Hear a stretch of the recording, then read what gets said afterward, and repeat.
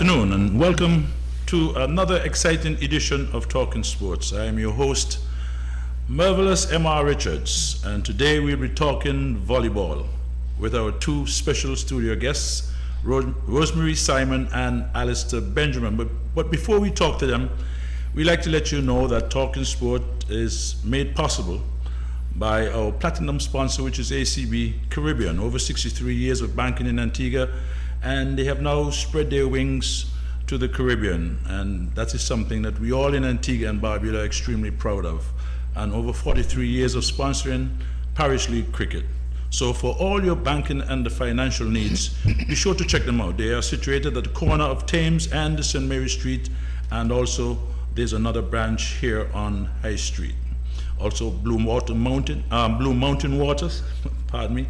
And whenever you're playing volleyball, cricket, football, any sporting activities, or you want to give the body the required need, it must be Blue Mountain Water from Mega Distributors on American Road. And the Cecil Charles Group of Companies through its pharmacy, Seco Pharmacy, situated right here on High Street also for all your medical needs. And Hutchison, the agents for Pine Hill Juices, and they are on the Factory Road, so be sure to check them out. Plumbing and electrical on the Potter's Main Road, so any time you have any sort of electrical and plumbing problems, be sure to give Plumbing and Electrical on the Potter's Main Road a check, and they will sort you out. And also Brandfless, the name says it for itself. Brandfless, you can pick up if you wish to dress to impress, you want to wear quality and brand name products, and you don't want to pay much money for it, you have to check Brandfless. They are also situated here on High Street, and we're asking you to check us on Facebook and be sure to share and like. Well, good afternoon to our two guests. Welcome to Talking Sport. Good afternoon. Rosemary Simon is to my left here. Perhaps instead of me telling you about her, I'm going to let her tell you about herself. And first of all, I would like to ask you, how did you become involved in volleyball? Great question. Good afternoon to the listening audience. Good afternoon to our viewers. Actually, I started playing netball. Okay. I was into netball first, and when I attended the All Saints Secondary School, when I graduated from there, I went to Antigua State College, and I was introduced to volleyball there my first year. That's when I started playing volleyball. So I would say started there in 1997. 97. Wow. So that's actually how I began playing volleyball. Okay, fine. All right. Played there for a good 2-year period, and they had a recruit that came to Antigua and was looking at players, and I ended up getting a scholarship to go to Texas to play volleyball. Played there for 2 years, and I'm a defensive player. I'm not an attacker. You see, I'm short. I'm like, obviously, yeah. I'm 5'5", so I'm a defensive player. Came back to Antigua, and I think they had an international tournament going on, and that is where I got involved in playing for the national team and stuff like that. Excellent. So we're going to get back more to your scholarship and whatnot. So no problem. I would like to ask you the same question, Alistair. How did you become involved in volleyball? Well, good evening, and to everybody. Yeah. Growing up in Liberta, sports is everything, and at the Liberta Primary School there was always a volleyball court. It was actually a sand pit with a volleyball net in it, so it was more like a beach net than anything else. Okay. And that's where I started. My first love was actually cricket, though, so I was involved in cricket for most of my teenage years, and then from around 19 or so I started with volleyball, because there was a court up there as well, a hard court. But I wasn't playing, I was just playing around with it. And then from around 19, I started playing competitively for Liberta at the time. They had a male team, the Liberta Warhogs, back in the day, and there's where I started. Okay, but it wasn't a popular sport in your area, was it? Cricket and football was more. Cricket and football was always the sport, but a lot of the Seventh-day Adventist guys were more into volleyball because they wouldn't play cricket, especially on the weekends. Right. So they were more into volleyball. There was even a volleyball court in the churchyard where a lot of them would play. So when I got into the community team, I'd say 80% of the team were from the Seventh-day Adventist Church as well. So that's how I got involved. You know, and most of the guys were around my age group and so on. So it was easy. Mm-hmm. But if someone was to come, you know, and perhaps put up an argument as to all the sports, how would you defend? How would you defend volleyball? You know, I mean, if someone were to say, why not stick to netball? Mm-hmm. You know, and you had to defend. The sport that you right. Volleyball is a family. That's what I love about the sport itself. We are a family. We're well knitted. You understand? So it's not that you just come and you play the game and you just go home. Probably we have outings. We do different things. So we tend to be one. All right. So you get the aspect of athletics. You still have family. So all of that is, you know, grounded together as one. So I mean, there's also opportunities. I mean, it's a little bit tougher now, but there's also opportunities that you can get from playing the sport, right? Even though I think there's a lot of light that is placed on other sports more than volleyball. So that pushes other sports more than it literally does volleyball in Antigua, per se. All right. So what about you, Alistair? When did you started playing? Did you play for the national team? I had 1 year with the national team, but injuries from cricket, you know, the old ankles and injuries from cricket would not allow me to go on for very long. So my interest immediately, you know, playing club volleyball, my interest kind of went towards coaching because playing in Liberta, we were just playing. There was nobody to direct or coach or tell you what was right. And so I started doing a little bit of coaching from just what I know. And then back in, I think it was 93, 94, they had the first level 1 coaching course in Antigua. Right. I was a part of that and was successful from that. And so from there, it sort of took off with me. You sound a little humble, you know, but aren't you the first to yes, all the accolades. There are a couple of things. I mean, from the level 1, I started coaching the under-19 men's team, myself and Irvin Lewis. And I went on from there to assist Harris Lewis with the senior men's team. And I did that for about 12 years. Eventually taking over the men's team for a couple of years as well. I can almost say I became the first coach to actually had the national team qualify for a world championship qualifier, second round. We played in the first round and qualified for the second round, which was a great accomplishment. And I think it's still probably the biggest accomplishment that we've had so far. Fantastic. As a national team. If you were to advise, you know, anyone who wanted to become an official for FA, VB? What kind of advice would you want to give those? In terms of coaching or refereeing? No. In qualifying for, you know, to be an official. To being official, first of all, is it easy for that to accomplish that, or is it a difficult? I wouldn't say very easy. First of all, you have to love the game. Okay. There has to be a deep love and a lot of commitment. Because for me, after coaching the national team and when I finished with the national team, I was always a referee as well. Because within volleyball, we do everything. I'm a referee, I'm a coach, I'm a player. Exactly. And strange enough, refereeing for me came accidentally. We were playing in a tournament. I think YMCA was on repairs for a Caribbean netball tournament. And so we had to go to Clear Hall to play. And one of my biggest influence in volleyball, actually, even to this day, a gentleman named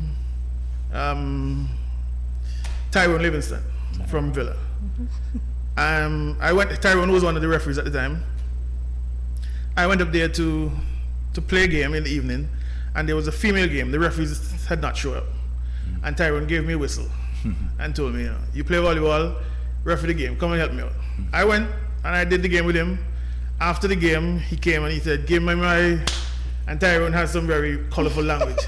Whistle, go and buy yourself a whistle, you're a referee. And so I went down to the Monday, that was the Sunday, the Monday I went down to Barrows. I don't know if you remember, right at the top of Cornwall, Barrows had a small little sports shop. There's a small wooden building there. I bought a Fox 40 whistle there. I still have it up to this day. And that was like 30 years ago.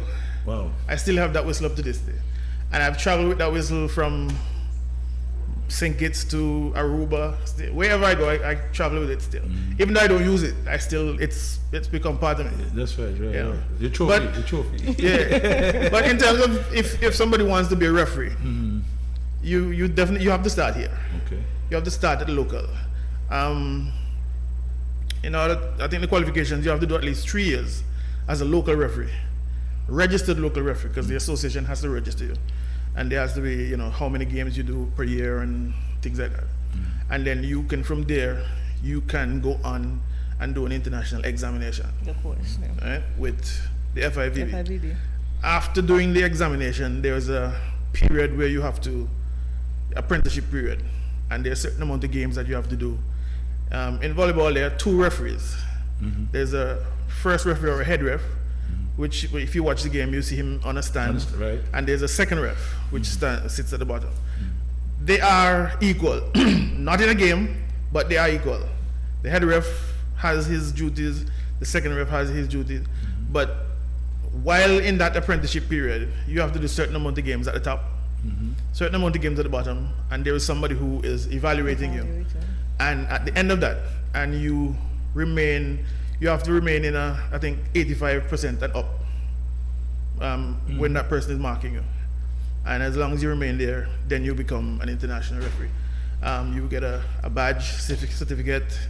There are 2 referees as well. There's an international referee and there's an intercontinental referee. Okay. Intercontinental referee is like, we have one intercontinental here right now who's M. Riley. He's an who's that? M. Riley. He has not finished his period of apprenticeship as yet, but he has already done the exam and have been successful with that. So in that situation, you only do like Leeward Islands, ECVA, which is Eastern Caribbean Volleyball. You can do Kosovo, which is the larger part of the Caribbean, Central America, United, and that. You're not allowed to, in that situation, to go on to like the Olympics and the World Championship or so on, until you're an international referee. So he has another stage to go before he becomes an international referee. Yeah, so the period could take maybe about 5 years? Yeah, because after you become an intercontinental referee, there's a 4-year period, because that international referee is now, because of the amount, they only do the exam every 4 years now. Okay. So you'll have to wait like 4 years. The strange thing about volleyball referees is that you cannot qualify to be a referee before, I think it's 24, and after 56, that's it. That's it. Wow. So it's not a very large period. Span. One of the things that, especially from our region and from my experience, that a lot of people who are into volleyball, I don't see them pushing themselves, because the opportunity to get to the top, to the real top, is very, very, very limited and difficult. Right. And if you do get there, it's a 2-year. Yeah. 2-year. One thing is that there is so much. There's what they refer to as an elite group of referees, the best of the best, and they're the ones who normally would go to the Olympics and the World Championship qualifiers, and these other major events, and they are the best of the best. One of the things, again, that I've learned during my period of refereeing in some matches, is that there was a gentleman, we went to a tournament, and there was this gentleman there, he's in charge of the referees internationally. And Caribbean referees were questioning, why aren't we getting an opportunity to do these big games? And his simple thing was, how many games do you do in a year, in a calendar year? And I was like, okay, in a local tournament, maybe 20. Turned to the Canadian referee and he asked, how many games do you do in a calendar year? And he was like, about 300. Wow. Because he does high school, club, different thing. So he's saying to us, well, when I'm doing a roster, I don't look at Alistair Benjamin from Antigua. I don't look at Rosie Lewis from Canada. I look at Alistair Lewis, 20 matches. Alistair Benjamin, 20 matches. Rosie Joseph, 300. Right. I'm going at the experience. Right. You know. And so until we can get to the stage where our numbers grow, it's going to be very difficult for us to. It's a small island too. Yeah. I mean, there are, you know, one or two, because there's Brian Charles from Trinidad, who is probably one of the finest referees in the world. Okay. And he's been to the Olympics, he's been to the World Championship. But then they have a lot But going on down there. they too. have quite a lot. Quite a lot, yeah. They have several divisions, several tournaments, and plus he travels around the Caribbean as a coordinator, a referee coordinator. So he has that experience. Relative experience. And the Trinidad Association has, you know, quite a close knit with the Dominican Republic, where most of the volleyball is. Oh. So, you know, there is that opportunity for not only him but other referees from that area Obviously. to do that. Fantastic. Yeah. Now, Rosemary, I mean, you're still playing, right? You still play a little? Oh no, you're coaching. I still play. Right. I always say they need to take my position from me. I'm not gonna hand it to them. You understand? So I still play. I do a lot of beach too. Indoor tournaments. We do a lot of indoor tournaments. I do a lot of indoor tournaments also.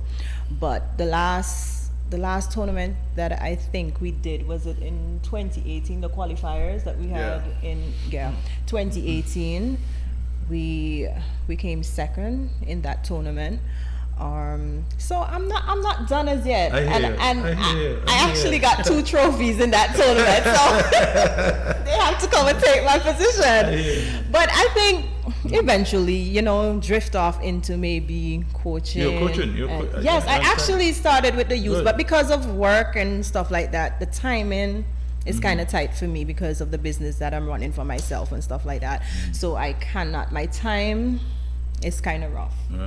For coaching, you know, the youths finish with their school in the afternoons. That's you have to be there roughly about maybe 1:30, 2 o'clock. 1:30, 2 o'clock to coach them until, you know, I don't have that time right now. So that is the issue with that. But for me, I love the sport. So every Sunday, like right now, just to keep volleyball on the table, we actually play beach volleyball on Sundays.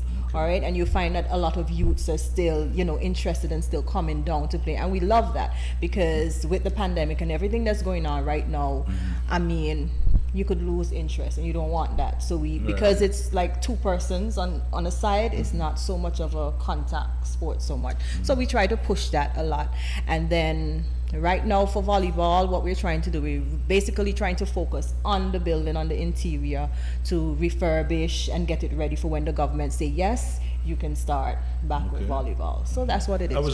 That's what going to be my next question, as to how you guys are coping with the pandemic. You know, I understand now that the Minister of Sports have declared that at least you know, people can train and whatnot, but you know, spectators cannot. And there cannot be any sort of, you know, tournament per se, you know. So I think we have the go ahead that we can start training. And then again, your association is one of the few that have a home. Definitely. As a home, right? I mean, tell us about that effort of getting your home, and what it means to the volleyball fraternity. Well, for me, I mean, that's something that I enjoyed, you know, in the beginning. When I started playing volleyball, it was concrete and asphalt. Did they start at some point like on a grass? I started on concrete. Well, I think you started on grass. Yeah, there was a grass court. There was a grass court inside of the lines then. Okay. That we used to play on, and you know, after a couple of weeks, the grass was not there anymore. So when you finish, there was a pipe just outside by Public Works on the other side there. Yeah. You'd have to go and, you know, wash your foot Wash off. before. And coming from country, you know, you had to clean up before you go back. So there was actually that inside of line. So that's where, when I came into town to play for us, that's where I remember. And then inside of YMCA, there was the court right to the western side of the was where the court was at the time. So when the work started, A lot of people thought it wasn't going to finish because it took a long time, and it was quite a lot of personal work. A lot of individuals chipped in to get it done. Mr. Harrigan did, the human work, most of it. But even though the court is there, and even when the court came, because when the court came, I had about maybe 2 seasons on the court. But by that time, everything was gone. I'd play a game on Monday, and it'd take me until the other Monday to recover. But I kind of think I was kind of disappointed in the way it's been used, especially with the younger players. I don't think that they're committed enough. I don't think that they. Maybe I shouldn't say love the game. Maybe they love the game, but they not as much as I think we did back in my time. Before that court was there, I could remember leaving home on Saturday mornings at 4:30 every Saturday morning, coming to MC, playing volleyball until 11 in the morning, outside in the hot sun. During those days, Mr. Bernard Percival was captain of the national team. There was Tyrone, there was Frank Schwartz and all these guys. And you'd come down, especially the younger ones, and you'd come and you'd get an early game, and by 6 o'clock when the big guys come, you better clear the court. Time for you to go. But we would play until the sun never really wasn't. The sun wasn't hot. Even though you'd never really feel the sun because that's what you came for. Right. And then you'd come back the same Saturday night for a match if you had a match scheduled, and it wasn't a problem. Now that there's a court, there's an indoor facility where you can play, every day, every night. I'm not seeing, the numbers are not showing up. The guys are not coming out. When you organize something for them to come for 7, they show up at 8 and stuff like that. So even though it's there, it's quite a disappointment. I think in the day though, because I've been around a couple of times whereby you pass in the day and there's quite a bit of youths there, but that is pretty much from the school program though, because they do have a school program where I think Rosie Lewis and Irvin, Rosie's in charge.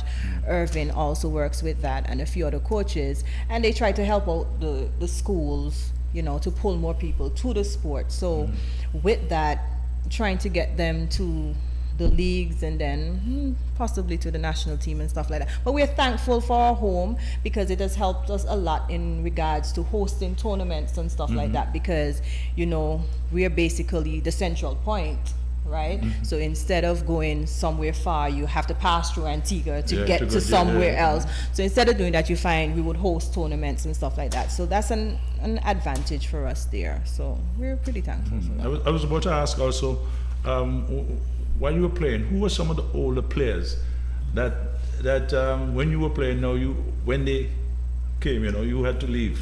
Who were some of those players? Well, strange enough, a lot of the players, calling names, probably a lot of people wouldn't know because most of it is not their right name.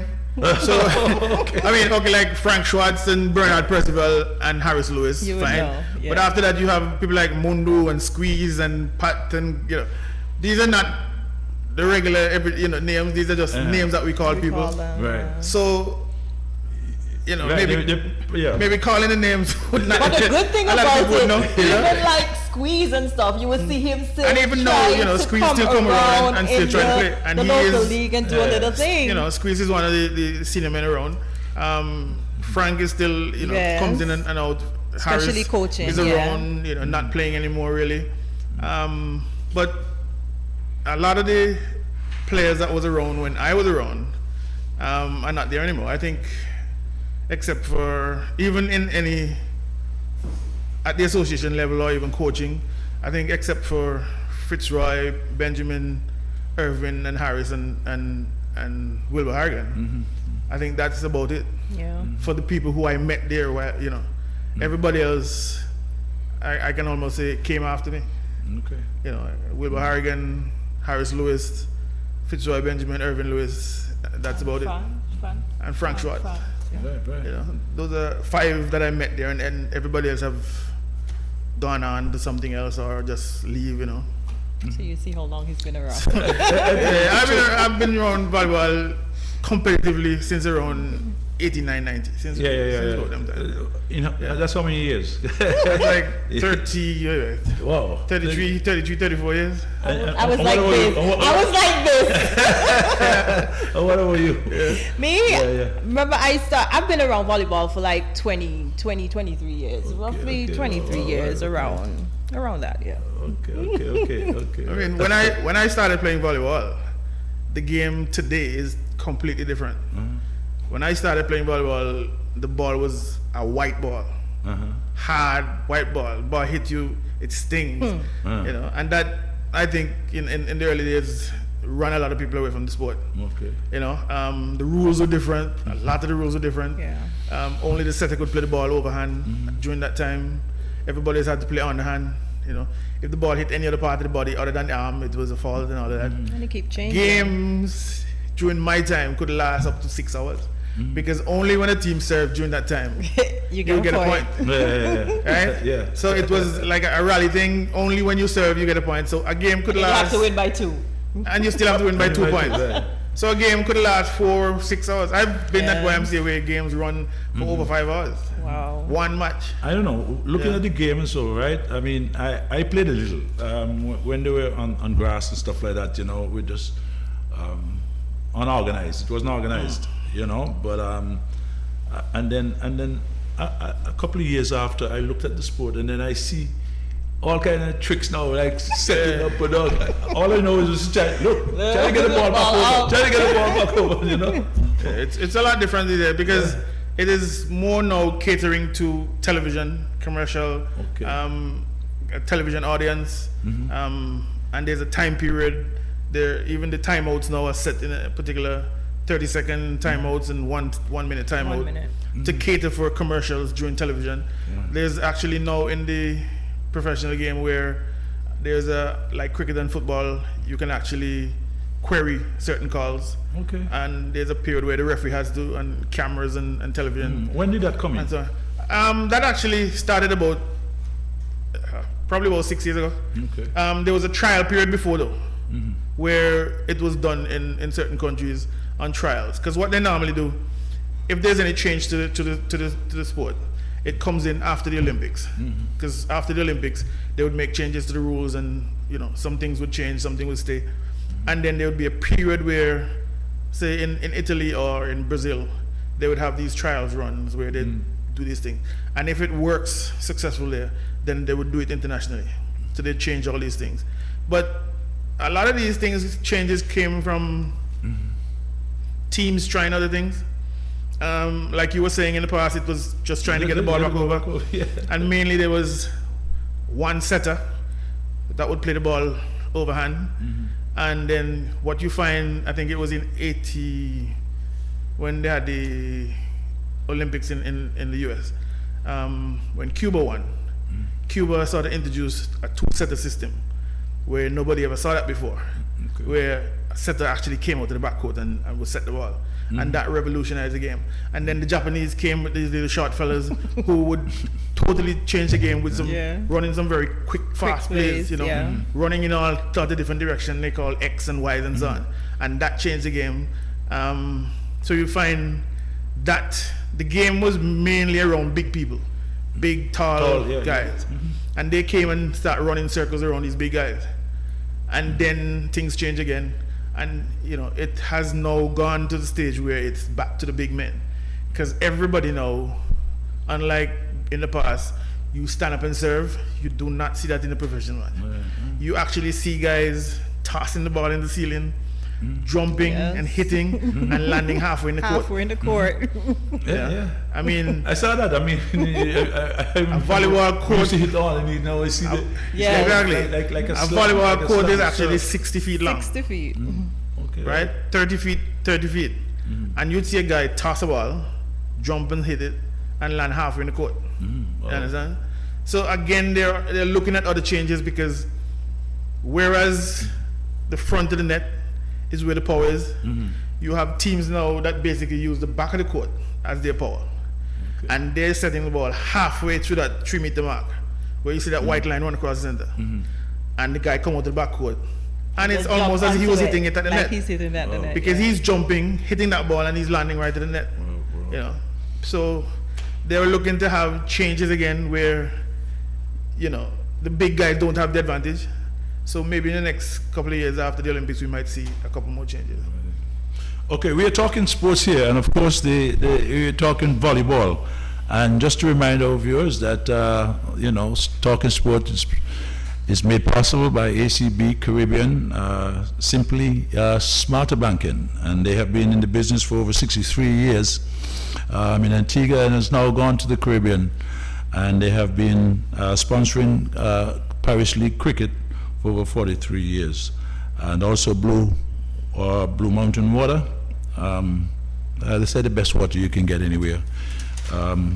Make you stay on the court or on the field a little longer if you just take a bottle of Blue Mountain water.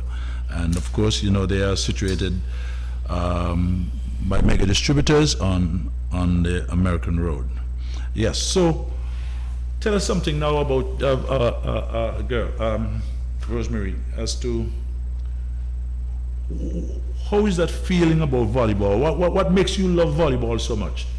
Apart from the family setting, you know, when you're on the court, you know, how do you feel? What sort of adrenaline? Okay. Yeah. This is my push or my drive right here. Yes. Okay.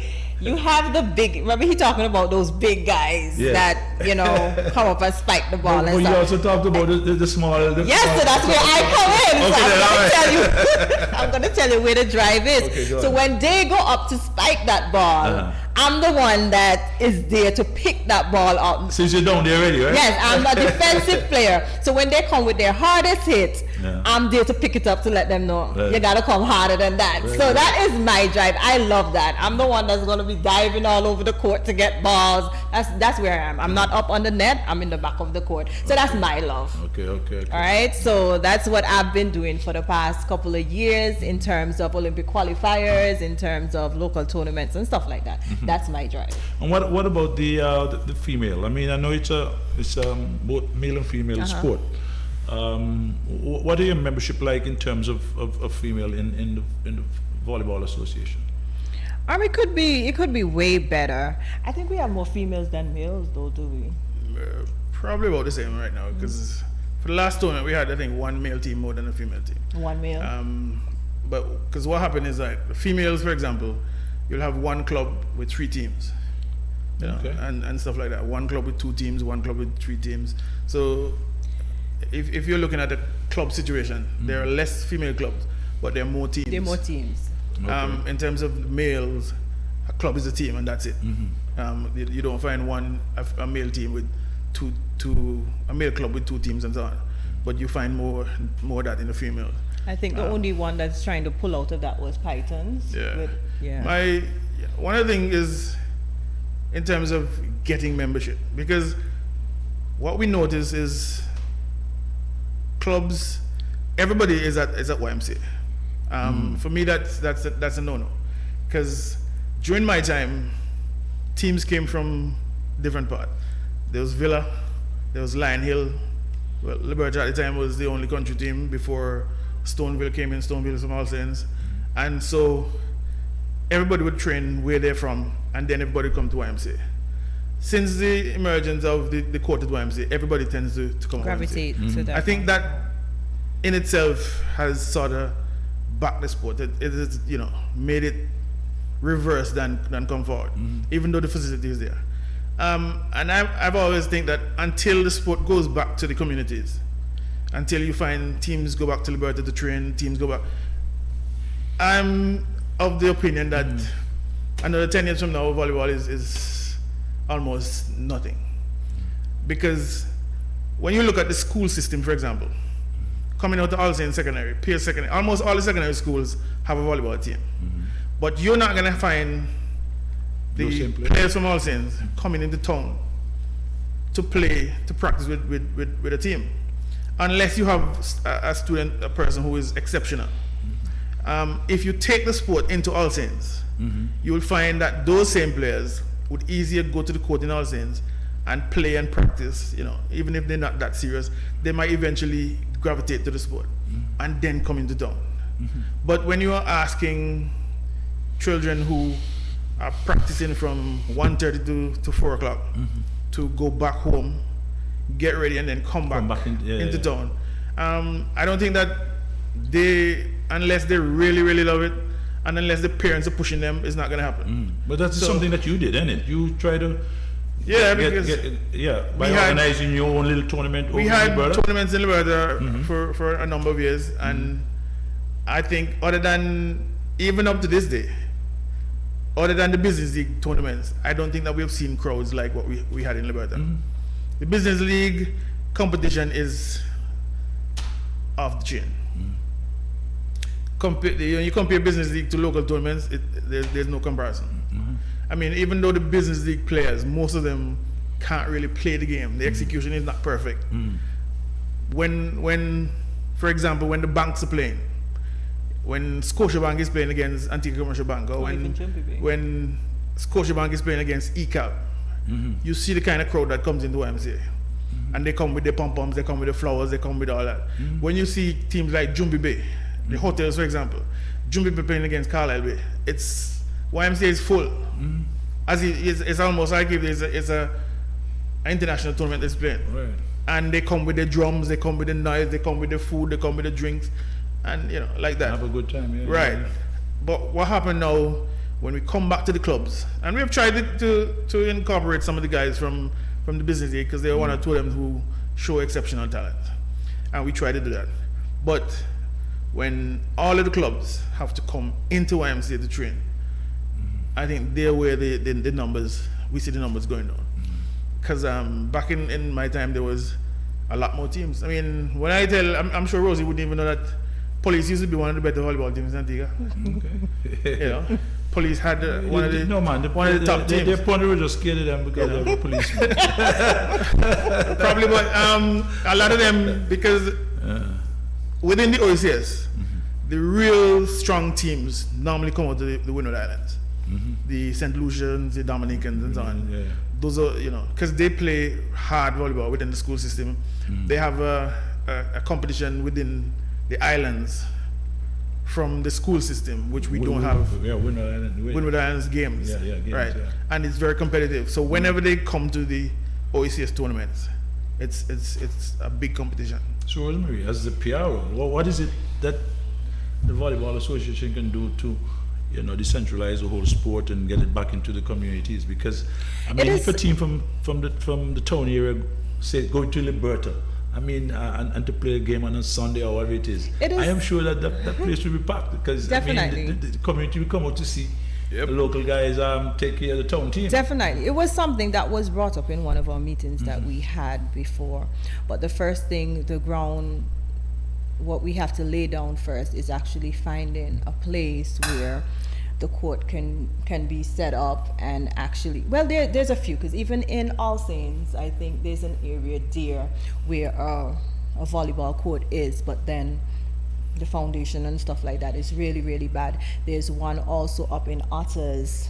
My team used to go there and practice. There's one in town. There's Radio Range. Radio Range, right. We used to play at Radio Range. We used to play there. We used to play tournament at Radio Range. I practiced there on that hard court. Yeah. Wow, okay. Yeah, because when I started on hard court. Whenever that court is paved almost like a tennis court, it's a lot easier to play on than the rough concrete or asphalt. So that's what we played on for a number of years. You resurface it like a tennis court, that nice smooth finish, because that's what YMCA used to be before what we have there. That's what YMCA used to be, and we used to play. And not only that, they have the new courts now that they're bringing out, the outdoor ones. We're supposed to be getting at least 2 of those. Those are in talk right now, that you could lay down, so you will have that better surface instead of the concrete. What's the name of the surface? It's a rubberized surface. Okay.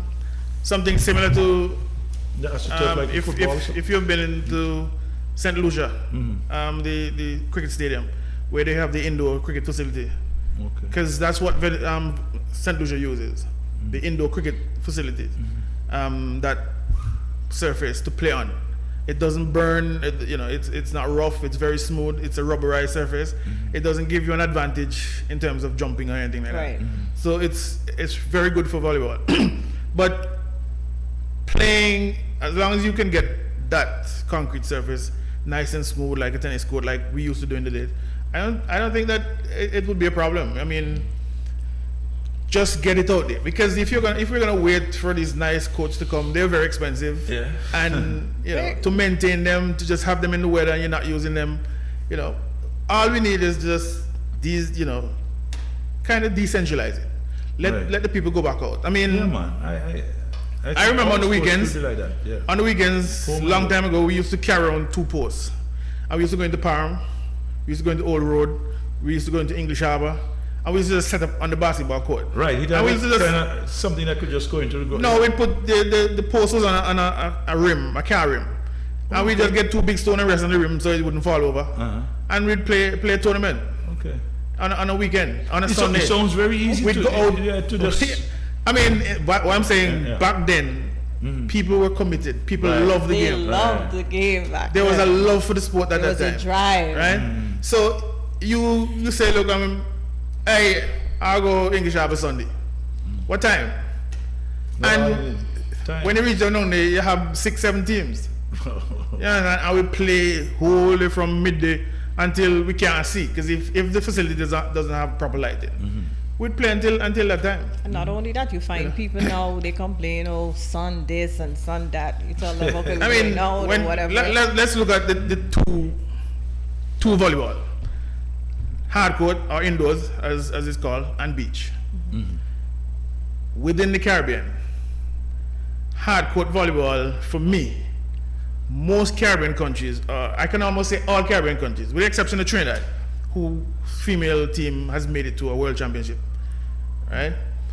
None of us, and I'm not apologizing for this, none of us will make it to Olympics or a world championship, because we do not have the facilities, we don't have the finance, we don't have the talent, we don't have the resources. The beach is what we have. The beach, I mean, you can just get 2 posts and go put up on the beach. The ability, the time, everything is there. And the beach is where it is.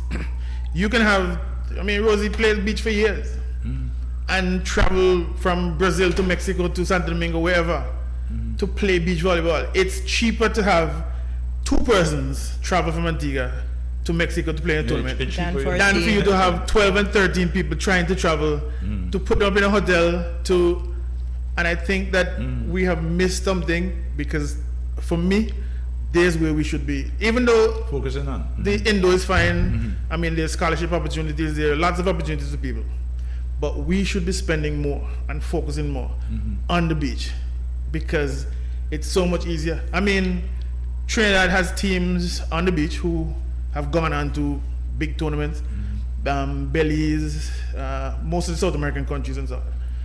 The beach is actually where the opportunity is for me. I mean, St. Kitts on the beach is way better than most countries in the Caribbean. And if you catch St. Kitts on a hard court, our best school team can almost beat them. Yeah. But on the beach, they run circles around you. I remember they had some plans some time ago out at Fry's Bay. There was an area, I think, allocated just on the southern side of Fry's Bay. They were supposed to put some, like some chairs, seating, and have a little. But I mean, a beach tournament doesn't have to be in a beach, No, because there are places. There are places make that it a have beach, man-made Even in set Trinidad, up, even in Trinidad, they come into a place like here and they dump the sand and they set up a court, seating around. There's no water anywhere close around, and it's a beach tournament. You go into Mexico where there's so many beaches, long, nice beaches, and they still have indoor beaches. I've read a story where in Brazil, I mean, a lot of people, when they talk about Brazil, it's football, but volleyball is actually more popular in Brazil than football. Yeah. Volleyball is the number 1 sport in Brazil. And they have something like football or something like that. Right. Yeah, that just. And what they do, they did in Brazil one year, because they had this intercontinental championship, and there were so many people on the beaches that the finals, they figured they wouldn't have enough places for people. They actually dumped sand in a football stadium, and 15,000 people filled that stadium to watch the finals. And afterwards, they pumped the sand back out, get it out. Oh. So it doesn't have to be on the beach. You don't have to. Just like when I started in Liberta, there was actually a sand pit with a volleyball net. So even though it's a beach volleyball, you don't really have to have a You beach. have to now. be a beach. Yeah, yeah. Okay. But I'm saying that we have that opportunity. We have beaches. We can't complain about the beaches.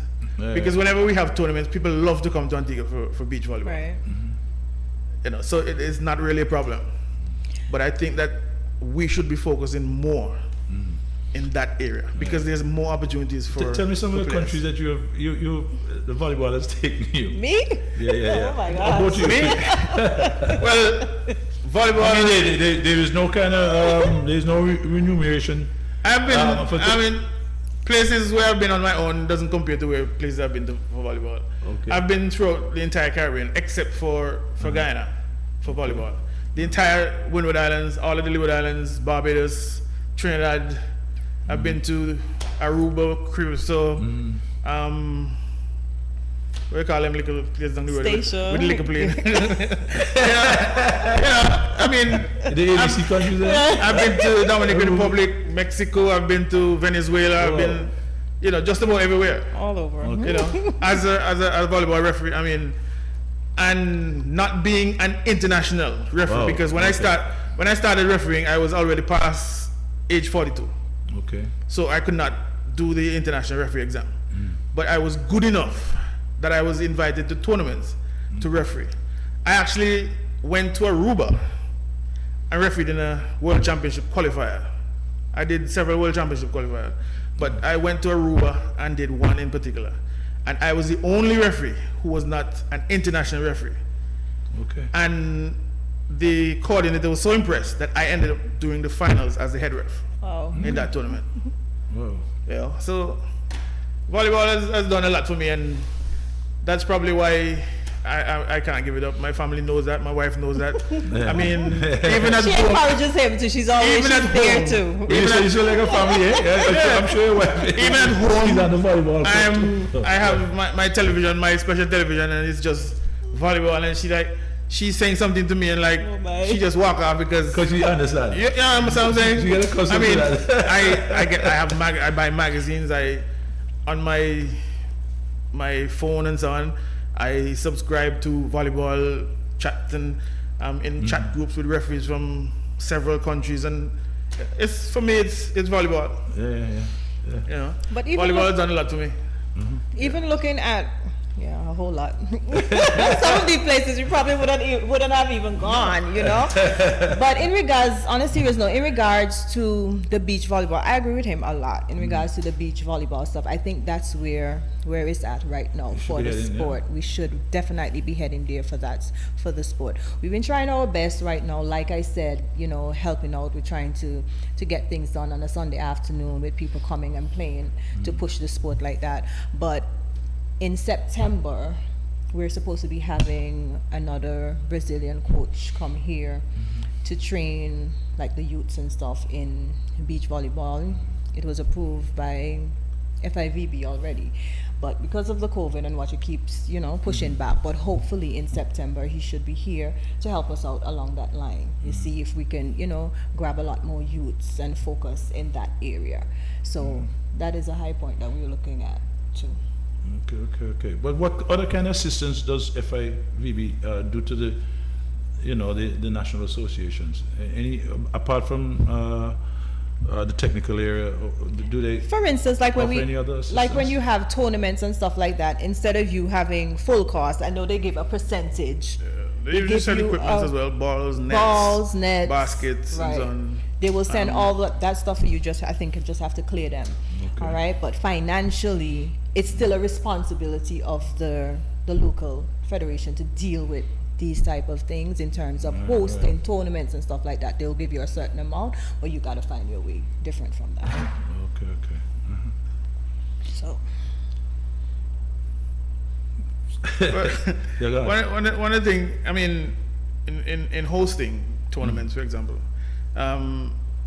the referees, you usually have referees that come in. You usually have, when the teams come in, most of the times they pay a part of whatever they have to pay, registration fee, pay for the referee. And another thing, you know, where referee is concerned, it's quite rewarding financially to be a referee. I was going to get to that. You know, it's not something that you do every day, but when you get opportunities to do this, for example, I would do several tournaments in a year, and from traveling, going away like a Thursday, a tournament usually runs Friday, Saturday, Sundays. When you go to these small countries, in the bigger tournaments like the World Qualifiers and so, teams are only allowed to play one game a day. In an ECVA tournament, which is like the OECS, you play in the morning, you play in the evening. Mm-hmm. In the FIVB tournaments, that is not allowed. The recovery period in between. Yeah. Yeah. And when you go to tournaments like these, as a referee, the financial reward is decent. Mm-hmm. And I mean, you'd go away for a weekend or 3 days and cover your week's salary back home and double it. It's the same thing like FIFA referee and it's quite federation, good. You're put up in very nice hotels. Yeah. Even better than the players. Mm-hmm. You know, everything. And these are the things in your drive, eh? And Yeah. your drive, if you want to recruit young referees and get them involved, you tell encourage them, them, encourage them in that. to do that. I've done that. I've spoken. I mean, encourage even Rosie, but she kind of maybe feel intimidated by the players because when you get to these big tournaments and you have players that understand the game and understand the rules, they challenge you. If they know that, if they challenge you and they realize that you're weak, they come after you. You know, I mean, I've been in situations where guys would figure, okay, we'll try this one. Test you. I mean, but I have the volleyball rules on my phone right now. You know, I go through the volleyball rules. I have the rule book. I have the referee's guideline. There were 3 or 4 different books that I go through. When I was pretty much involved, I'd stand in front of the mirror and just practice all the signs and all the different things, you know. Practice even blowing my whistle, how to blow my whistle. I go to these tournaments and I would stand and watch the international referees, even the way they blow the whistle. There's particular, and I come back and I do that, you know. And lots of times, Rosie them would probably feel intimidated. They would say sometimes, if I blow my whistle and say you touch the net, even if you're standing on the backcourt, they just say, okay, yes, me touching it. My hand gets long, Yeah, because I mean, you know. But has much changed in terms of the rules over the years? Yes, it has. It has. It's become more player friendly. Okay. Where in the past the referee was almost like a police officer. It's not that way anymore. Where because certain plays that you make, especially with the fingers, in the past, if you're not very, very good at it, they would almost blow you every time. Right? But to me, sometimes it look like these guys just hold the ball and throw it back over. But there's a technique. It's very special. I'll give you one example. Yeah. The national setter from Cuba, he was in a tournament in Venezuela, and while the team was warming up, he was setting the ball. And there are times when referees would say they listen for the song, because you can almost hear if the ball make that double tap. Or you could watch the rotation of the ball and know. And this guy was setting the ball, and I was listening, and there was nothing. And I actually walked right over to the net, pretending I'm fixing the net, standing right next to him. And this guy set the ball, and you did not hear a sound. Clean as a whistle. You're like, the ball come to the finger, and when you reach close enough to the finger, you just decide to turn back. He was that good. Let me tell you, these guys are. And when you travel to these countries, for example, the Dominican Republic, I went there once for a tournament. And at 4 o'clock in the morning, we were staying in the stadium. They have these rooms at the top floor. At 4 o'clock in the morning, you hear boom, boom, boom, boom. I was like, what the heck? And when you go downstairs, the national team are training. Oh. I mean, I'm not the senior team. I'm talking about 13, 14, and that kind of age group. Because what they would do is they have like an elite program, and they would bring wherever you're from in the country, and you're special, as they would refer it. They'd bring you to that facility, and you would live And there. you stay there. Yeah. You practice in the morning. In Cuba, the same. You'd go to school. You come back from school. Somebody help you with the homework, and you practice in the evening. And they have a year to them, you know, like One of the that team is for 20. one of the beautiful 25. things Yes, about yes, one of the yes, beautiful things about that you notice when you go into the office and you look at the pictures coming around in the years, you realize almost the same faces you're watching. Because even though when they start from They there, start, yeah. they progress to every team and they come to the around. senior team. Right. Yeah. And that's probably why they are one of the better teams in the world, especially in the female competition. They are a pretty decent team in the female competition. Yeah. But tell me something now. What are the tournaments that the association would focus on that would look to get a team to participate in? Well, for right now, I would say most of the tournaments that we do would be like ECVA tournaments. We did a lot of that. That is basically Eastern Caribbean. So you will find those teams Antigua can compete with. Okay. You understand? We will go in these tournaments. We would either come first, second, or third. You understand? We can compete at that level. You also have the continental. You move from ECVA. But one of the things with these tournaments is that when you play, ECVA is normally, most times, a qualifier for another tournament, Right. another Okay. level. So if you win The first two teams or first team? Was, in world qualifiers, most of the times it's It's only first. one team. wow. That's The winning team move on.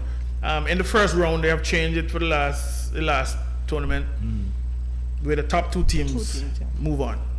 So you find a lot of times when I was coaching the national team, when we played in our very first qualifier, World Championship qualifier, it was one team that was qualifying, and we beat Sinkits in the finals and went on to Trinidad for the second round. Going into the second round, you're gonna meet tough team. That's better where players. you find your problem. Because what happened now in our region, we have, like we refer to as ECVA, which is formerly OECS, which is the Windward Island, Leeward Islands, with the French and the Dutch countries also included in that. Then you have the Kosovo teams, which is the Barbados, the Barbados, Jamaica, Jamaica. Belize, Guadeloupe, Martinique, and those teams. These are, if you get into that competition and you can move on from there, you can consider yourself You're good. a good team. If you get into one of these competitions and you can win a match, it's a cap in your feather to you. Because when you get to that level, it's a whole different competition. Whole different ballgame. You know, yeah. I mean, years ago, Barbados was almost unstoppable. Unstoppable. It's not that way anymore. Their competition is open to almost anybody can win a competition now. Yeah. I want to just get back to a little of that where you say you can contest, a call made and stuff like that, right? How is it done? Is it the same thing where there is a little television and the referee goes and they Yes, rewind? that's the responsibility of the second referee. There's a technical group. Okay. On the coach's bench. Because even in these situations now, there are like 4 coaches on the bench now. There's a head coach, which we do all the directions and whatever. There's an assistant coach. There's the person who does like all the television and all the statics and stats and so on in the background. If, for example, the coach is standing and watching a play, and the opponent touches the net, but the referee didn't pick it up, he immediately points to his second ref, and there's a box on the bench next to them with all the different faults. If it's a net fault, if it's a touch, and you press the button. Press it. If you press the wrong button, you lose that review, right? But you press the button, there's a review. If you win the review, you continue. So you have like 3 reviews for every set. Okay, yeah. And if you lose that review, it's gone from you. So it's almost the same like cricket, where the batsman can review the umpire's decision. Yeah, it's something similar to that. Okay. But because there's so much cameras around now, there's a camera on the net, right at the top of the net in front of the referee, and it's a lot easier for referees now because when the referee stands, in the past, you'd have to, in your head, have the numbers of every person in your head, so you would know if a person is out of rotation. Out of rotation. Okay. Now there's a little box in front of you that indicates to you that if a person is out of rotation, you know even before it happens.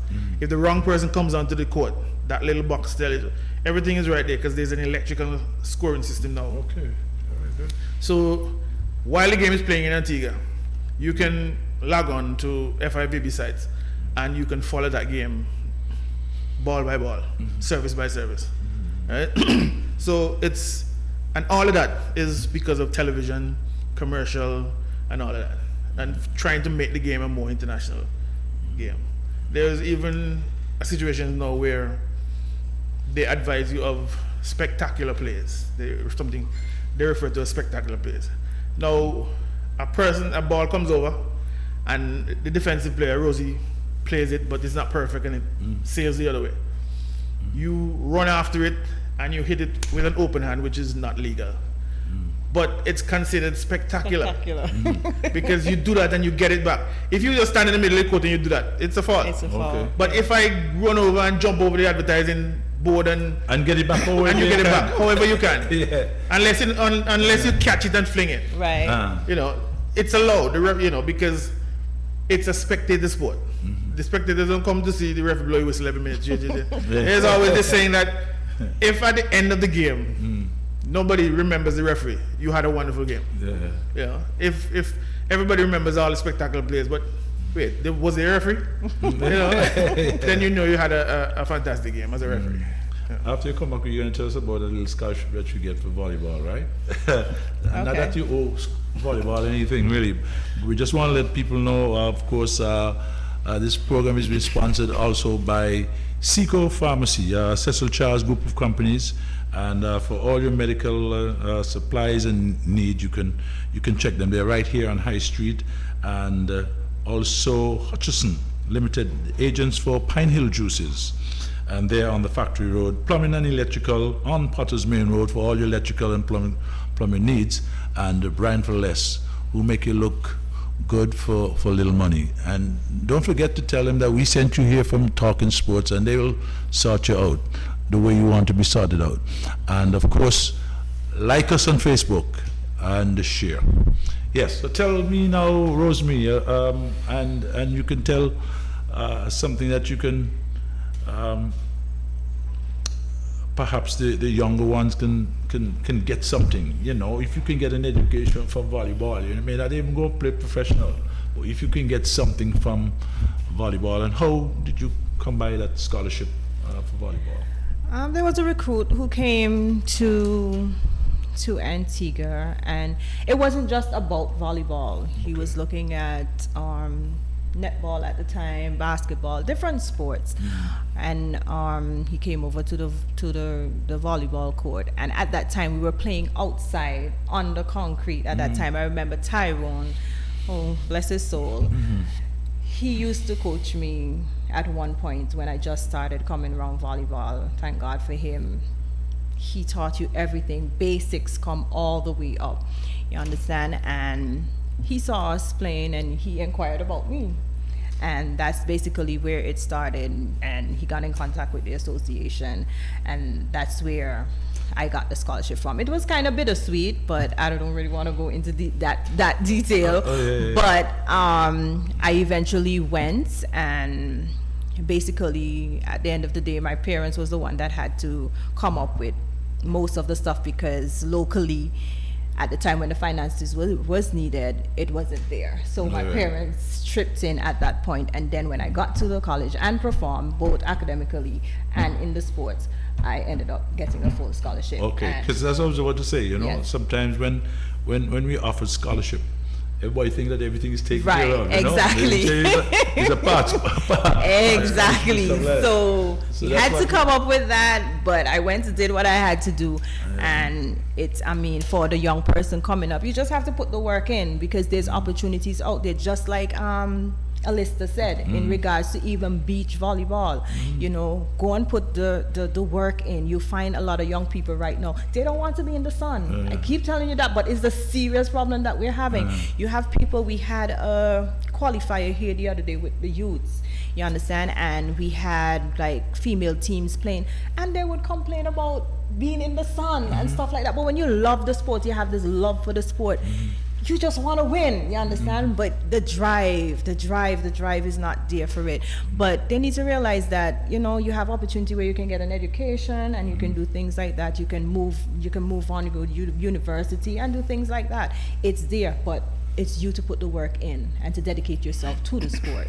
Okay, and the university also that you went to, the college, how were they in volleyball? What There were two in that region. There were two colleges that used to be neck and neck. All right, you'll have Tyler, Texas, and you'll have Jacksonville, Texas. All right, so it was a Christian college. It was a Baptist school. So it was more. You still have that biblical side of it that you had to do along with academics. But for me, I think even locally, our education system, to me, is a bit higher than what it is up there. Because when I went there, a lot of the stuff, I already did it. So it was like nothing to me, all right? It's a walk in the park. It was a walk in the park, all right? So, I mean, leaving from here to go up there, it's a balance. You have to learn to balance yourself, and as long as you're dedicated to the sport, because when you get there, it's not a situation whereby you can just focus on sport and not do your academics, because you will sit on the bench, right? They're very strict about that. Your GPA has to be above 3.5. Or else you're not playing. So all these things you have to keep in mind, you know, and stuff like that. Well. And you can say that it was a wonderful experience. It was a wonderful experience. It was a wonderful experience. Okay. And now you serve as the PRO in the association. How are things going in the association? When I say this, I mean I know we have the pandemic, and of course, we would not be able to train and stuff like that. But do you guys meet virtually? You know? We had have a Zoom meeting at least maybe about 3 weeks or a month ago. We had a Zoom meeting. We're supposed to be having another one, I think, in another 2 weeks or so, where we spoke about basically how we're gonna go forward in regards to the setup of YMCA, in regards to the protocols, in terms of what we're gonna do. But for right now, they're focusing on refurbishing the interior. We're trying to set up the referee room, whereby that would basically be the area where we would have like temperature testing and different things like that for people when the government decide they're going to open up the place and kind of have a little control, maybe assign someone to make sure, you know, social distancing is done. But it's an up and down situation right now, if I'm going to be honest. What about you guys over in Liberta? How are you coping with all of this? We're not too much into volleyball in Liberta anymore, because cricket and everything else is on that. Yeah, but we're not big enough to have separate. But I think one of the things is same thing with the young people. You know, it's to get them to come out to play this sport. I mean, because of the history of Liberta and cricket and football, everybody tends to gravitate to that sport. So it's kind of difficult to get the young ones going, unless probably you can maybe start the same situation of going back into the churches again and having people do that. But you know, I've been around volleyball for a long time. I've had my qualms with the association from time to time, because you know, sometimes they think I'm grouchy, because you know. But I think they need, since the lockdown, since last year March, when everything was closed down, we started the tournament, and within 2 weeks of the tournament, we had to abandon everything. And I think, you know, one of the gripes that I have with the association is since that day, we have not heard anything. I mean, when I say we, I mean the general body, which I think is kind of disrespectful for me. I mean, not speaking for everybody, but I think, you know, I listen to people, I listen to the sports and I'm hearing, you know, things coming out of cricket, things coming out of football, things coming out of basketball. And there is a general membership in volleyball. And I'm not sure that the general membership knows what is happening. No information is coming out to the members. Right, I mean, like Rosie said, people still going down to the beach on Sundays and playing, but there are a lot of other people who are not doing that. A lot of other people who maybe don't have the time for that every Sunday to do that.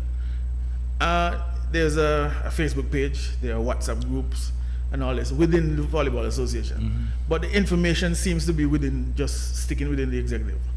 I mean, even if you just come out and just give some kind of information, just say something to somebody from every now and again. I mean, it would help, Right. you know, but not hearing anything, you know, it's kind of disheartening. Yeah. What's the membership like in the association? How many members you have? Are they just clubs or are they individual members? I think it's basically They're clubs. clubs. They're Clubs. not individual members. The Constitution does not. Like The Constitution does not cater for that. there are no are they you don't have honorary membership and stuff like that. People who have served over a long time. That Well, one of the thing is, I mean, I don't want to get into a war with Rosie right now, but I'm not going to be even doing it the either. Constitution, we have been trying for years now to ratify a Constitution, and it's not happening. So the old one is there, and a lot of people don't know what is happening. A lot of people don't follow it because most people, I'm sure Rosie would not even have an idea what the old Constitution looked like, you know. But from time to time, just say something to the people. Just come out and give some information. I mean, even you say, okay, nothing is happening. The government says everything is locked down, yes. But guess what? How is everybody doing? Everybody, you know, there's a young man from Antigua who is in a university in America playing college volleyball. Yeah. You understand? And if you do not have that personal link to him or to his page or whatever, you hardly ever find out what he's doing. But he's playing volleyball. The information is there. You can even utilize the Facebook page and say, hey, look, Adrian is doing this. Adrian is, for the last 2 weeks, Right. Adrian has been the top player. I saw on a page where he was scored the most points for 2 weeks in a row, and he was the player of the week for 2 weeks in a row, and all of that. But you're not seeing that information, you know, coming through. If you don't have, I actually have a link to whenever the school is playing, Okay. so I can still watch these games. But how many of us have that? How many of us can see that? You know, and I think it's the responsibility of the association, you know, to do things like that. It would encourage other people, more youths. Volleyball scholarship, you know, Rosie said yes, she had one. There's Adrian now, but there are quite a lot. It's just people to come forward and take the opportunities. The St. Lucians have players in universities. Barbados have players in universities. Trinidad have numbers and numbers and numbers of players. I remember a few years ago when the Brazilian coach went to Trinidad to take over the female team. He made it known that regardless of how good you are as a player, if you do not have the education and background to get into university, you can't be a part of his program. Because he's saying to you that playing in Trinidad is not going to get you to a world championship. Sure. Playing amongst yourself and your friends in Trinidad is not going to get you to an Olympics.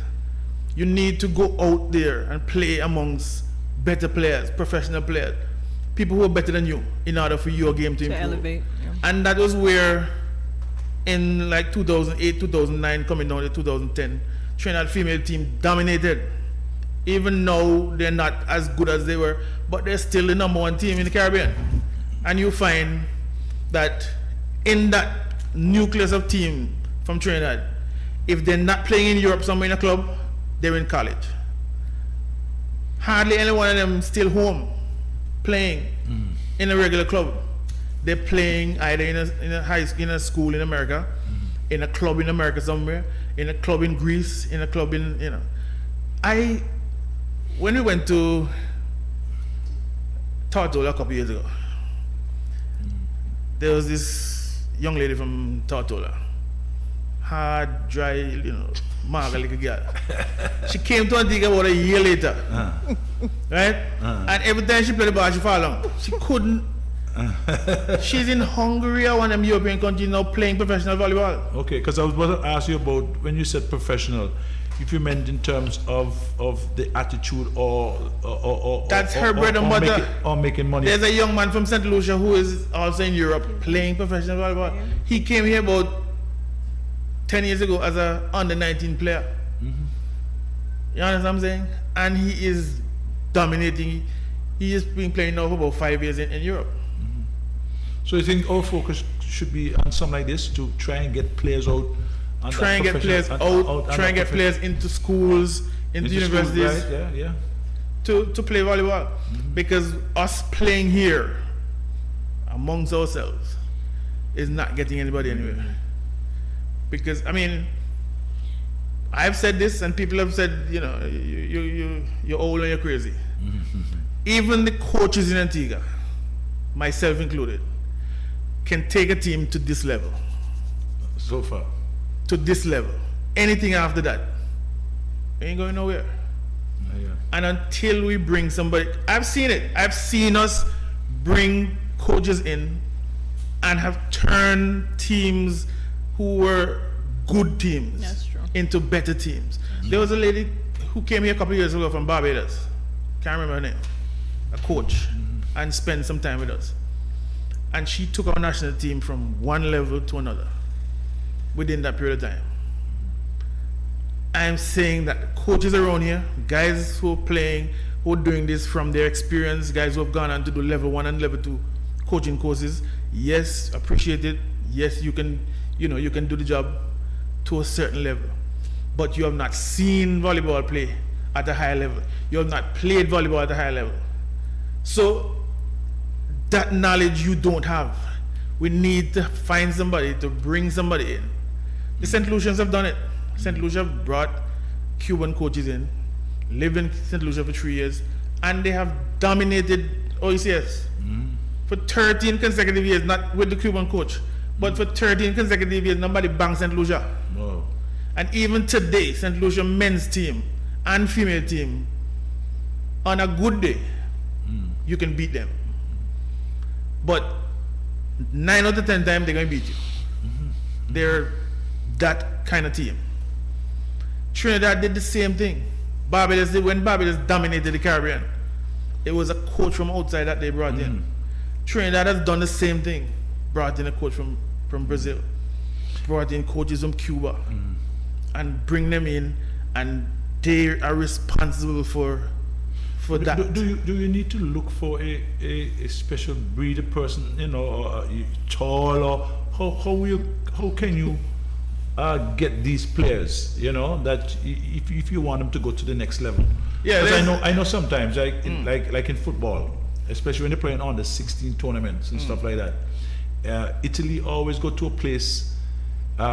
We can say we can go to Liberta or Old Road, where they're always just big and strong people, tall, or go Barbuda, where they're tall people in Barbuda, and build something from. Now, Brazil have been the dominant force in male volleyball for a number of years. The last 12 years or so, they have been in it like the top three: Brazil, America, Italy, France, and so on. And you probably would be a setter. Because you're so seriously, so small, eh? Because you're short. But even though the setters are, when you see these teams, they are big people. Volleyball is normally a sport which is dominated by big people. Big people, yeah. So when the Japanese and the Cubans and the Chinese and so on come into the sport and dominate, they surprise people. But they do it through quickness. Fast, speed, move, change position, X's, running plays. Whereas the bigger teams, you put the ball on the outside and you have a guy 7 foot thunder over you. I mean, where you doing? Right. His waist is above the net. Exactly. Right now, and now, I mean, I'm seeing guys now in the professional game, because I watch volleyball every single night before I go to sleep. Just sit and watch volleyball. You know all the leagues around the world. Just watch them, and they have players right? Who actually like them defy gravity. You would not, serious thing. Them guys get up in here like easy, like, you know, no effort. Yeah. What kind of training these people can get for that sort of stuff? Oh. Lots and lots of professional and special training. I mean, I was watching the guy from Japan, the number 8, is probably about my height, or shorter. And he's probably one of the better players in the world. And they were showing this clip with him working out. And he was like 4 hours in the gym, on the beach, in a pool. It's crazy, you know, the kind of work that he puts in. It's his bread and butter. That's what he does daily. But the work that he puts in, it's unbelievable. You know, gym work. I mean, around here, you tell volleyball players to go to the gym. They will tell you, you know, they don't want a muscle, they don't want. But it's specialized training. It's not going to be a body. You're not going to the gym to be a bodybuilder. Right.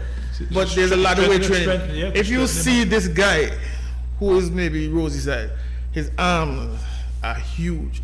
Scarfing him like sacks of potatoes. And when this man jump, when he hit the ball, even not serving, he's serving the ball 118 kilometers per hour. No. You know what I mean? You serve a ball and hit people on the other side of the court. Totally knock down man on the other side of the court. Wow. Yeah. It's not something that it's they look at it different. And I've, in my travels, especially going to the South American countries, I realized that for them it's not just a sport, but for them it's an opportunity to get out of where they are, because Make a better life. I've been there and I've seen. I would describe it as two people. You either have it or you don't have it in most of these countries. And you know, you find the young people hungry. I've seen young men around here, especially the male players, talented like crazy. They're not hungry enough. Talented like crazy, and they wouldn't train, they wouldn't. And you go into the Dominican Republic, you go to Venezuela, and them guys practically live on the court. I went down to Venezuela, and before I come out playing, everybody want my sneakers. Because they don't have it, they want it. You see them playing some sneakers that, you know, with duct tape and all kinds of tape up. And those are the work ones. that they put in. Those are the ones. Yeah. Special. Unbelievable. And you have players here. I've seen young men come around here playing volleyball that I'm saying to you, if you pick them up and you take them to Mexico, take them to Brazil, take them to Santo Domingo, and left them there for 4 weeks, I can almost guarantee they come back here different. Yeah. I know when our national players, when our national team turned the corner, because we were like just a regular team. I can't remember what year it was, but Mr. Harrigan took a team to Martinique. There was a tournament playing there, and we were the only team that got into that tournament, because Mr. Harrigan went and begged and eventually got there. And when they got to that tournament and they saw what was happening there, a lot of them came back here and the attitude was different. Henry Matthew, for example, Henry came back here. Henry was a good, talented player. Yeah. And Henry came back here and became, in my mind, the best all-round player that we have ever had, Henry Matthew. I mean, eventually he ended up gaining about 200 pounds. But in his best days, there are players who were better hitters than Henry. There are players who were better defensive players than Henry. There are players who were better blockers than Henry. But when you're talking about a rounded player, complete player, Henry Matthew was that player. In my mind. People might say different. People might say, okay, this person is better. But in my mind, complete rounded volleyball player, that was Henry. And it was from that tournament. Even our best setter that we've ever had was Steve Graham. And even our same story. These guys came back and saw what was happening there. And it was the same thing. I remember female team going to Curacao. I'm not sure if you went to Curacao in the qualifiers. And when you get to Curacao, you see the level of player. St. Lucia was always our better female team from this region. And I'll give you a story. This St. Lucian girl, fiery, jump, hit the ball decent. And there was this girl from Curacao. She was hitting the ball, nice and solid, but nothing special. And the St. Lucian player got up and boom, and they went, in a motorcade and so on around the court. And that girl called a setter, and she lined up everyone over and at them, every single one of them. She just turned into an animal. The girl from QC, she just turned into a totally different person. I mean, she was just nice. She was getting points, so she didn't really push herself. And just that little incident in between there turned her into a total different person. So volleyball, for me, Rosie said, family, and for me, it's addictive. Because I say to myself, look, you know what? We don't with volleyball. I used to have this thing where I say, December 31st. Right? December 31st this year is my last. I ain't coming back. And then you come down and somehow the car end up at YMCA. Yeah? And there's always a sneakers in the back of the car. There's always and you're on the court again. That's right. Yeah. So I have tried for years and years and years. What about you, Rosie? Tell me about a hook too. I am addicted. I'm definitely addicted. Even me just going to travel sometimes, you just go on a little vacation.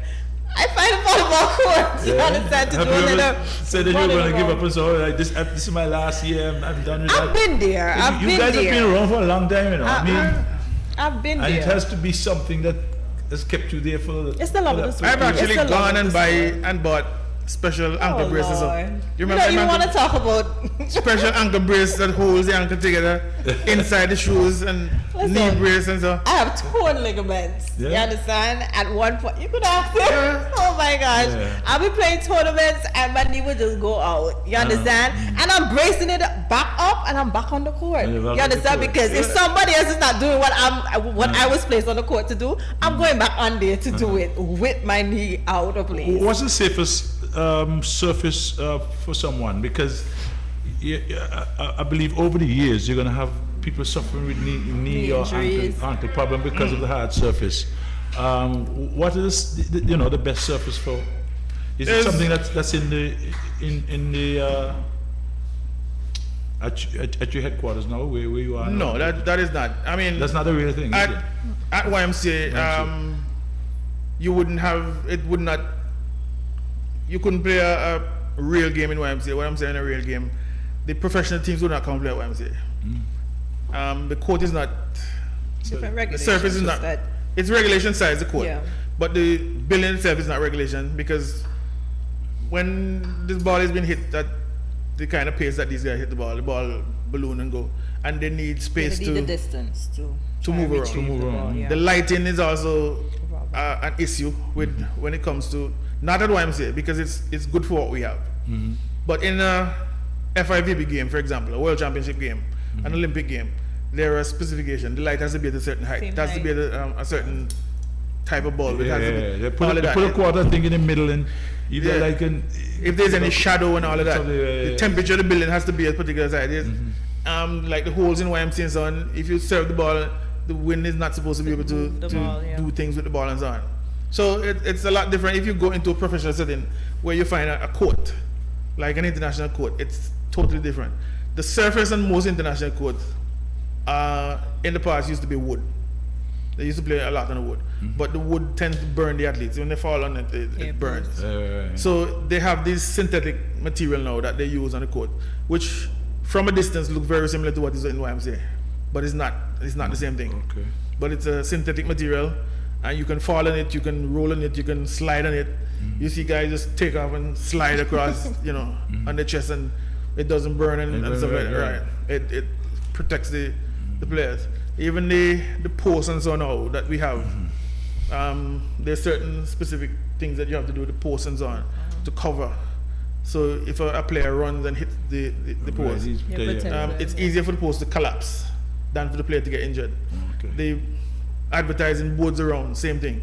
If a player runs and slide into the advertising board, whereas we have maybe like plywood and so on making that, no, that's not allowed. So if you slide into it, it's supposed to collapse and something that would not injure you. So it's different. It's totally different. but what we have is good enough for what we do. Rosemary, Yes, sir. so I don't know if there's any parting shot, because I see we're getting close to the end of our program. So if there's anything that you wanna, finish up with, you can. Well, basically, we just want to encourage the public. Right. For right now, there's not much that can be done in terms of indoor, but in terms of beach volleyball, the opportunity is there. If you're interested, come on out, bring a friend. Sunday afternoons, 2:30, 3 o'clock. We're down on the beach. Push that. Which and beach that is? Fort James. Okay, good. Okay. Fort James. Mine will end up going jolly. I know. So they can come on down to that, and when the country opens back up to sports, we basically will be pushing in terms of getting the indoor training going and the beach training with the Brazilian coach. So that's what we have. Fantastic. Alistair, anything you want to finish up with? Anything? Yeah, there's a bit. One of the things that not necessarily from the association point of view, from the Ministry of Sports and Government, I think within the school system, I think Rosie, Irvin, Mikey, Austin, and Rickson, there's about 5 coaches within the school system. I think they're overwhelmed. There are too many kids for just 5 coaches, and everybody coming to YMCA. I think they need help, because for the last couple of years we've seen natural ability, natural talent coming out of the school system, but just the 5 coaches to groom all of that, they've done an amazing job. There's no doubt about it. They have done an amazing job. What we have not done in the association is to take those kids who have come out of the school system and bring them into the national association or the senior program. We have not done a good job of that. No pathway. No, we have not done a good job of that. A lot of them from the school, and that's it for volleyball. You don't see them again. And what we're seeing is the small ones who can't get into a basketball team or can't get into and they're the ones who you would see hanging around. We have not done a good enough job of encouraging the talented ones, the big ones, the ones that would more serve volleyball, to come from that school system into the national program. And I think the way for us to do that is to go back to the communities, head back into the communities, have the communities deal with these people. Because going into YMCA, all these teams that go into YMCA, they're not training. They're going to YMCA to practice. So when Rosie team go down there, they're not going down there to train, they're going down there to practice. Because by the time they get on the court, a couple more people come in, and even though they're on the other side, this other team, and it becomes a game instead of a training program. So even though the younger ones come down to YMCA, they're not coming down, you're not teaching them the basics, you're not teaching them to do. So you find when players now get selected, because you come in and you play in a club and you hit 2 ball hard and you get into a national program, that coach now has to be spending 90% of that preparation period, to teach you basics. That should not have happened. But coming out of the school system, most of them understand what is happening, but the basics they don't have, not because the coaches are not teaching them, but because the time that the coach gets to spend with these children is not enough, because there's not enough coaches to work with the amount of children. And until we can do something about that, I remember a couple of years ago, there was a level 1 coaching course here. I don't remember the year. And a lot of the coaches from sports and games were part of it. So the knowledge is there. I'm not sure how many of them are still within the Ministry of Sports now, because it was quite a while. I think it was since when Fitzroy Brown was around. But a lot of the coaches from within the school system participated in that. We had SAP courses where all the coaches, from whether you were cricket, football, whatever, came to those courses and learned volleyball in an effort to go back. Also in secondary school, never had a coach from the ministry. There was always a teacher who played the sport, because the sport was in between Liberta and All Saints, and there was a teacher in All Saints Secondary School who played volleyball, so she took the kids and started teaching them. And so even probably our best female player ever, Shauna, came through that situation where it was a teacher from the school who introduced her to the game. And, you know, after that, the rest is history. So it doesn't always have to be a coach going in to that system. I mean, nowadays, everybody thinks that that's the way to go. When I started playing cricket and so on in school, we never had a coach. Yeah. What the teacher used to be. That's right. Teacher used to go. Games master. Yeah, you know, yeah. we never had somebody who would come in and coach. But every day you're out on the field, you're out in Liberta, and you know, for me, even in my cricketing time, I saw Mark Chesney Simon bat and I wanted to play cricketer. He was a good bat. Yeah. I just saw Mark Chesney Simon batting one afternoon, and I wanted to be a cricketer. See? Yeah. No, he was a fine player. So Yeah. as long as, you know, the game is there, as long as the sport is there. You know, and for me, you know, when I was in Liberta school, we played everything. We used to cricket, football, netball, basketball, volleyball. We played everything. We used a high jump, long jump, running, everything. Right at Liberta. You know, I have no idea where it's gone now within the school system, but you know, it seems to, you know, gone. But when it comes to volleyball, for me, well, That's it. I used to have a T-shirt once that said "Volleyball is life," It's life. and that was just that. All right, now I want to thank you guys, you know, for coming in on Talking Sports and sharing your volleyball experience and your life with volleyball. So on behalf of our executive producer, Taddy Arundel, and Mark Charles, who is also our technician, along with our sponsors, ACB, Caribbean, Simply Smarter Banking, Blue Waters, Blue Mountain Water from Mega Distributors on American Road, and Cecil Charles Group of Companies through Seco Pharmacy for all your medical needs, and Plumbing and Electrical for all your plumbing and electrical needs, and also Brands for Less. We want to thank you very much for being a part of Talking Sports, and we'll have another exciting edition next week, Monday, on Talking Sport. Thank you. Bye for now.